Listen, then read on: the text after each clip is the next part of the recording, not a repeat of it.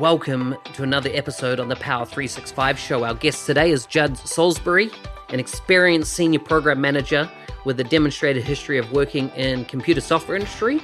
We'll discuss Microsoft product insights in the session, which is currently a product in preview for Microsoft and really being born out of their extensive telemetry acquisition across their various software portfolios. They've opened up or democratized, if you like, the ability to get insights from products. Now, those products might be software products, or they might be products that are an output of, physical manufacturing. Full show notes for this episode will be found at nz365guide.com/152. Now let's get on with the show.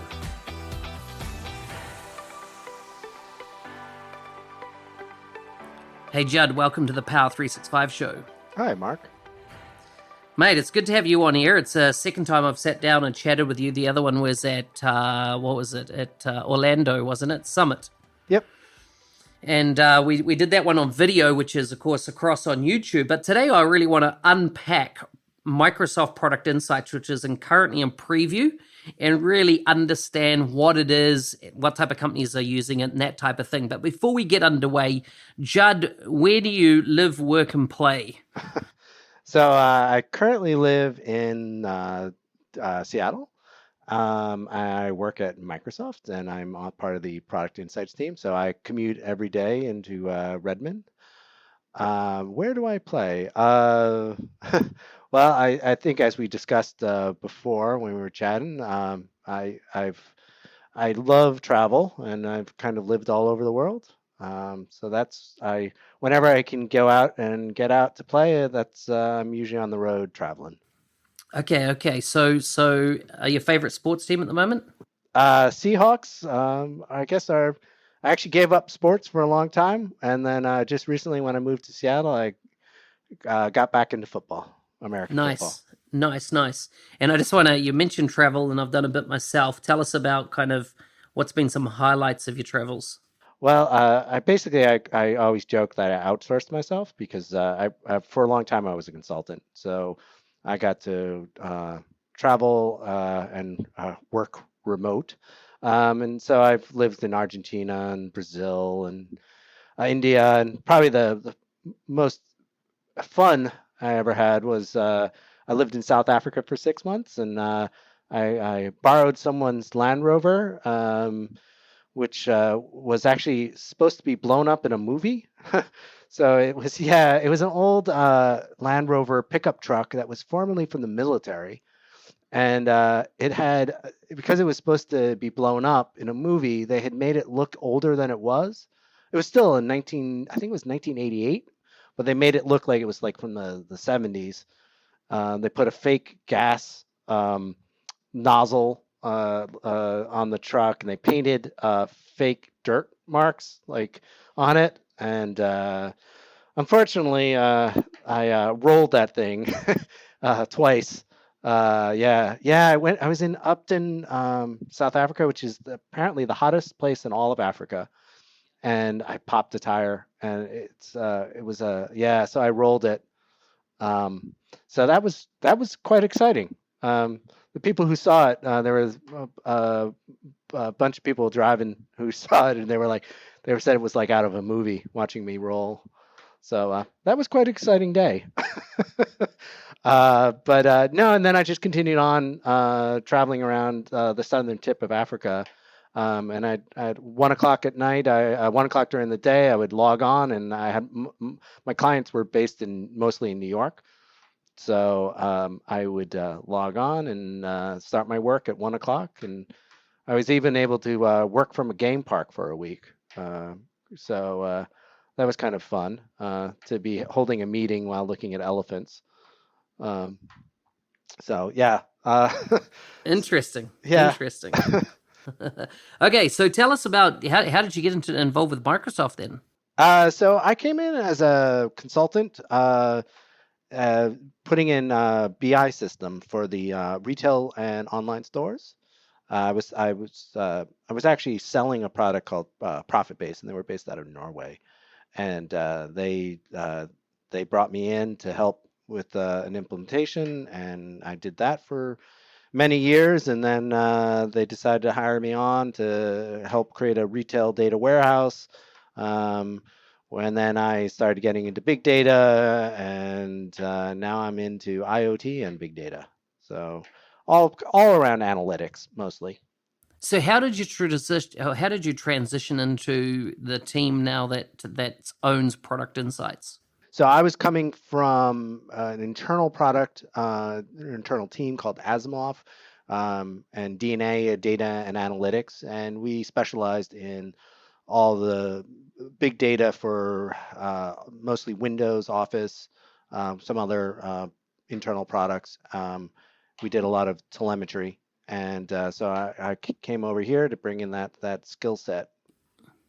Wow, wow. So with that experience, were you taking telemetry data from those various applications that were running and basically looking for insights within that data for what type of reason? So we basically, well, we built. I wasn't actually looking for the insights. We were creating a analytics tool to allow business users and anyone to have access to this, petabits of data. And we had one of our tables grew, I think, 20 tera.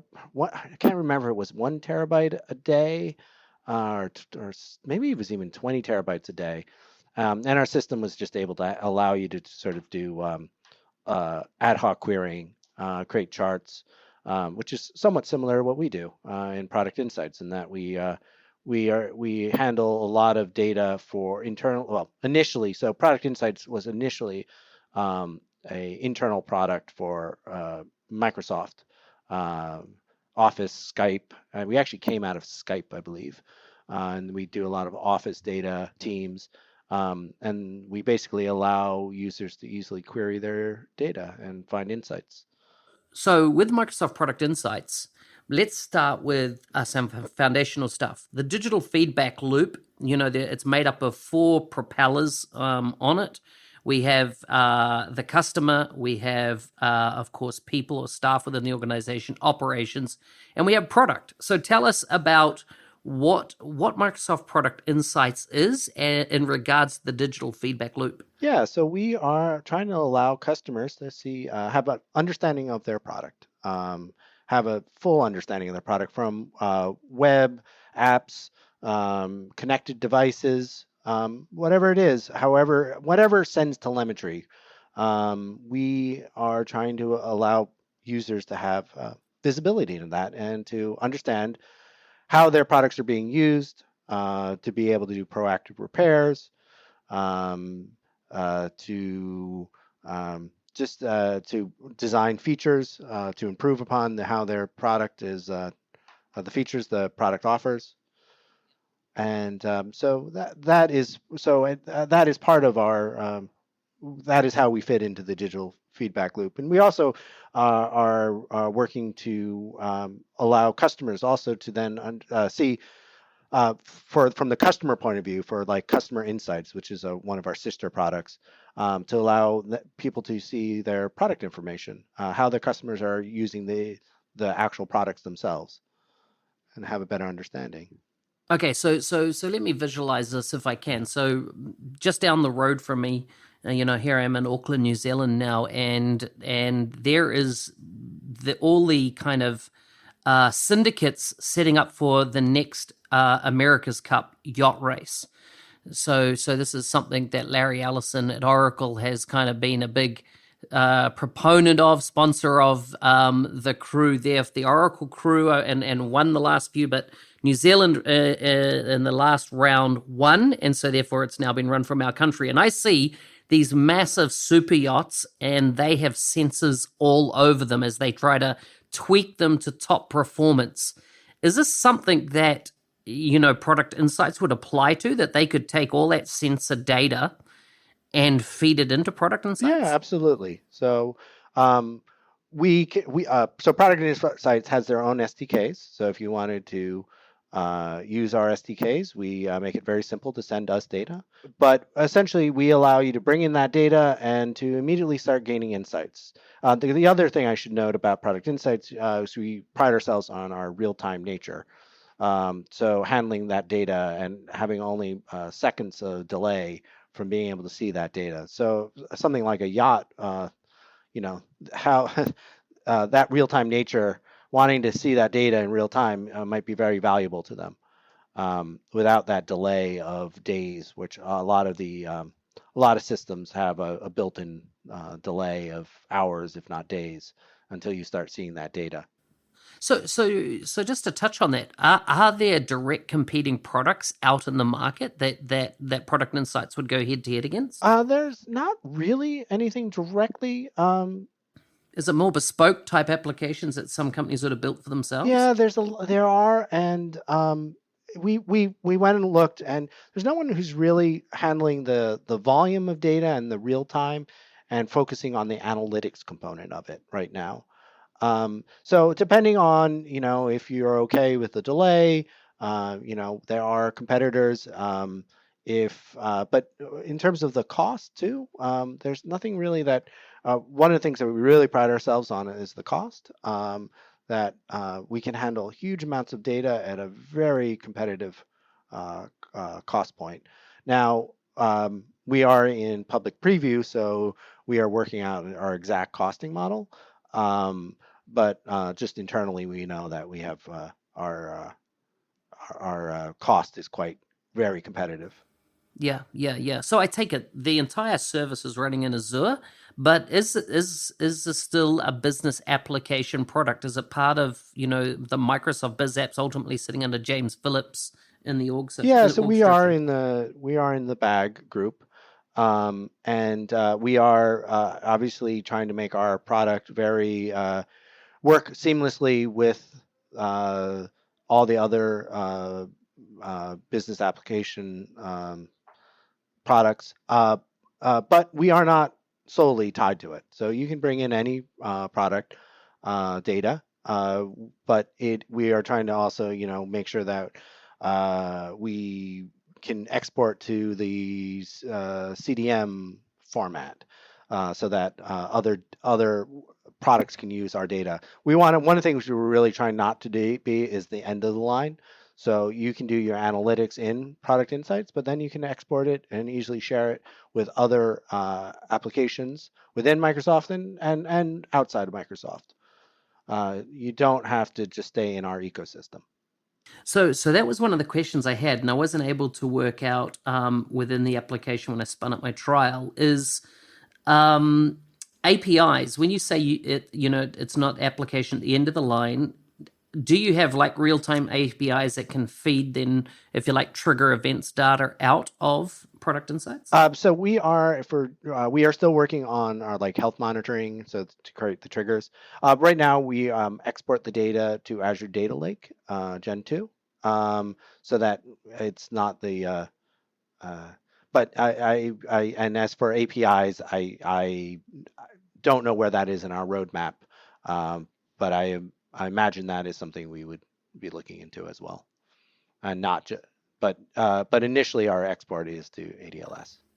Okay. So break down for me the kind of what is the process to get on Product Insights, and what are the steps to setting up to ultimately start lighting up some dashboards? Yeah, so we're one of the things we are trying to do is make it very easy to start using Product Insights. We are, as I should have mentioned, we are a SaaS model, so we handle a lot of the complexities. So one of the things that we found looking at the market is, IoT, product telemetry. It often requires a lot of uh, dev to stand up various environments and clean the data, and it's a hassle just to find basic information about how your products are being used. So to bring in data, we have multiple ways. The simplest is if you have you wanted to try out Product Insights. We have some sample demos that you can play around with. You can also even create your own simulated signal. So you can, if you were wanted to say, hey, this is the kind of data I'm looking for, you can actually sort of create a quick signal. And what we'll do is we'll actually even provide the code that you can then use to put in our SDK, use our SDK to generate that signal. So that's if you didn't have a signal already. And you can also connect to an event hub to pull in data. And then once you start bringing in the data, you can very easily start exploring. And because it's that real time nature, you get to see the data right away. We even start creating suggestions, helping understand your data as it flows in, to make suggestions on ways to explore your data more efficiently. When I ran through the demo, there's 4 steps to set up your team, set up your project, and then set up your signal. And under that, there were the 3 key areas, which is define your signal, Azure IoT hubs, or import from CSV. Do you see that a lot of people, from a trial perspective, will start with that kind of CSV import of their data that they might have collected some other way, just to start lighting up some intelligence? Yeah, I mean, it depends. I mean, a lot of the times, people will have some data lying around in an Excel doc. And so it's just a way to get started. It's not, I mean, Event Hub is probably uh, if you have, a lot of people don't have an Event Hub data sitting around, and just getting access to it can be, you have to ask around, get the right credentials. So it is a good way to start with a CSV if you got it. But if you have an Event Hub, it's even better. Yeah, totally makes sense. So tell us about defining a signal.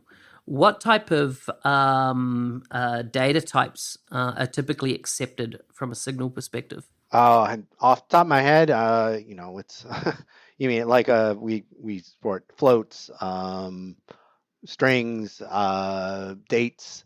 I'm not sure of if Boolean. I'm trying to think of what other types we support. So all the common ones that people would have, obviously, in their data set. So when we look at who the customer for this product is it, like whiteware manufacturers that have now, whether it be smart fridges, smart washing machines, that type of thing, where they would have a lot of electronics on board and that data would be sent back? Or, is it Tesla, for example, car manufacturers that, once again, would have telemetry data that would, could give them some incredible insights into how the various parts are performing within that vehicle. What are you seeing? I would say it's both, but it's also people who have applications, websites. It's not just the manufacturer or the manufacturer versus a car. I actually don't see the distinction between the manufacturer and the car. Tesla, they're both producing products with, but it's not. Yeah, we are not just for IoT. We are for all products anyway. If it's through a website, an application, or through a connected device. I mean, that's ultimately the history of where you've come from, right? Is more actually telemetry data from software applications than product manufacturing. Yes, that was originally where we started. And now we've just added more support for the connected devices. Gotcha. So once again, then let's look at it from a software side. What type of customers do you see will start using this? Like, what is kind of the model customer? The model customer. I guess what we excel at is if you have multiple types of, you're receiving telemetry from multiple types of systems. So if you have connected devices and you have a web app, and you want to bring that data together to understand how that product is being fully used. So you mentioned a refrigerator. So the refrigerator has, a smart refrigerator will have many IoT sensors that is sending data, but also you might have a web app that is, or that is also sending telemetry. And you can take that data and combine it to really understand how that customer is using your product, and to hopefully do proactive repair, or also to better make features that better suit, that meets the needs of your customers. Yeah, yeah, yeah, yeah. So, what industries do you see will adopt this technology in your mind? Uh, from manufacturing to web, uh, I don't think there's any. I mean, anyone who has a product that sends telemetry, um, we are interested in. Are you seeing interest already, and are you seeing it more like, when we say anybody in manufacturing, that's a pretty big view of the universe. Are you seeing any specific manufacturing industries, any specific? Yeah. No, I mean, just those customers. The customers we've seen are those who are really desiring for a digital transformation. A lot of these companies we see that are interested in our product, they're bringing in uh, they have all this data and they don't know even the simplest questions. Sometimes they have trouble getting at. But a lot of our customers are very interested in, yeah, we got all this data. Now what do we do with it? And that's where we're stepping in, helping provide that insight into their data. Excellent. So let's move into that area of data driven, insights into what it is. What type of questions are people wanting to ask around their data? What are they looking for, or don't they know? Well, it is surprising how little they know. Just we've done some proof of concepts for some customers, um, and they were just, oh wow, we did, they didn't even know how often their product is being used. What is their MAU, what is their DAO, for their product usage. I mean, simple questions like that. But the other thing that we are trying to provide is anomalies. Seeing So essentially, one of the things we have something called Smart Advisor. When you first open up Product Insights, we're essentially every hour looking through your charts and your data to try to find interesting or things that are unusual. So we'll see a spike in water usage, and we basically indicate and highlight that, so that the user can then drill in and try to understand, hey, why is their water usage spiking? And so we're just constantly monitoring your data, looking for these insights, and we serve it right up on the homepage to you. So it's also just great is if you have, say 100 dashboards, you kind of know that you're when you open up your product insights, you can know the health of your system. Like, is all your data flowing in? Is there anything unusual I should be looking at? So that you're not surprised when you open up that dashboard in front of an executive, and there's something that's unusual. We will have already caught it and alerted you, so you can be better informed.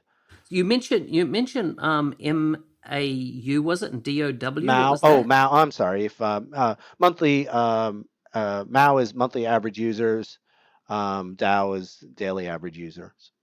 So I know that particularly the monthly average users is something that obviously Microsoft with Office 365 and any of their SaaS products actually want to monitor quite regularly. Yeah, and And I assume, so does our customers. They're interested in, if you put out that smart refrigerator, how often are people actually using those smart features? let's just to drill in on the software side of it, and I'm talking about telemetry monitoring of software. What do customers need to do with their software to create that telemetry data set? Is there something that they like? Let's say I was building an app to do whatever. Is there stuff that I need to build into that software to actually provide the signal? Yeah, so all you have to do is you can download. We support. We have essentially SDKs for most of the major platforms, and essentially you just download the SDK. It's pretty simple. You add it to your Visual. Well, if you have like Visual Studio, you can just add it to your code. add that NuGet package, and you just yeah, this is where I'm not a dev anymore, so I don't know the right terminology, but essentially you just make calls to that SDK, and then we handle all of that. Once we'll handle all the collecting of the data, the aggregation of the data, the management of the data. You don't even need to know where where it's going. We will manage that all, and it will show up in our product, and you can start doing analytics right on top of that data. So it's very easy to get going. So what's the URL for people to get access and to try it? aka.ms/trypi. I'll give you another one. It's pi.dynamics.com, right? It's a product insights is also, that's how I found it. And I was impressed that I could sign up with a generic email address rather than tie it straight into my AAD account, which was fantastic. And I was surprised at how quickly I was able to set up, go through those 4 steps and light the system up so quickly. So anybody interested in doing that, definitely well worth taking a look at it. Looking forward, where do you see product insights going? As in, how will it mature? What are you looking at, adding, if you like, over time? What are your thoughts? We're doing a lot in the web analytics. We're adding a lot of features there. We are also working on trying to even make our Smart Advisor, our AI-powered insights even more powerful. So we're doing a lot of work there. And we're always trying to make sure that we keep the cost down, because a lot of these things can start adding up. But we're really trying to make sure that, hey, if you have large volumes of data, your bill is not going to be, you won't be pained when you see the bill. Yeah.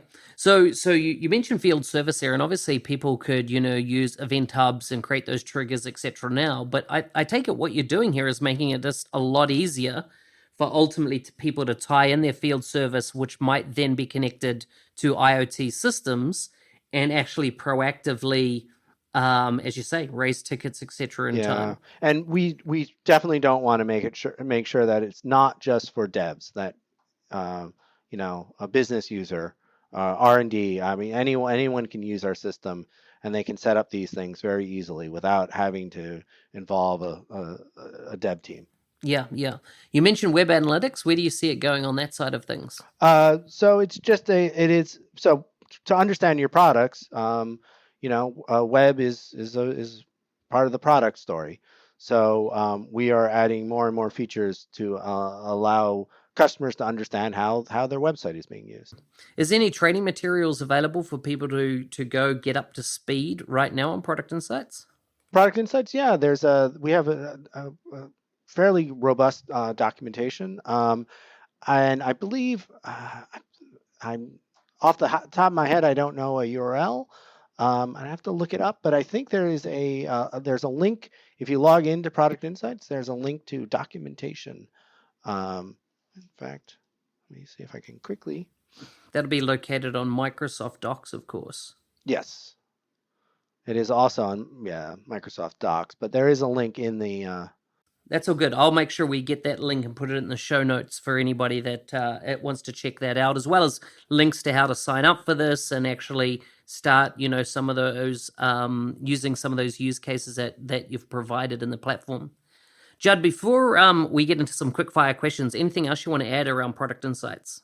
No, I just want to reiterate, how easy it is to get started. That aka.ms/trypi is if you go there, we can immediately log in, and as we spoke about, you don't even need to have an AAD account. If you have an Outlook, a Hotmail, you can just log in and start trying it out, and try out the samples to just get an taste of what Product Insights is all about.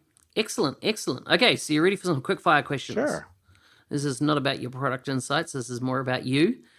First one, would you rather live in an apartment in a city or a mansion in the country? Apartment in the city, as long as it's either Paris or New York. Nice. I'm a former New Yorker, so I miss New York. Oh, you don't seem to speak fast enough. New Yorkers are known for fast talking, right? Yeah, I'm trying Keeping to. up with them. You can't see me, but I'm kicking back my chair, trying to make sure my New Yorker doesn't come out. What do the first 30 minutes of your typical day look like? Um, I get up and I make a smoothie every morning, and I brew 3 cups of coffee, two for myself and one for my wife. Nice, nice. Wow, wow. So you have two. Well, I Um, have two that are put in a thermos that I then take on the bus. And then by the time I have an hour commute. So by the time I get to my office, I'm at the last sip. what would your rap name be? My rap name, Judster. I don't know. Nice, nice. What are the top three things on your bucket list? On my bucket list, Galapagos Island, Okay, yeah, good choice. um, Galapagos Island.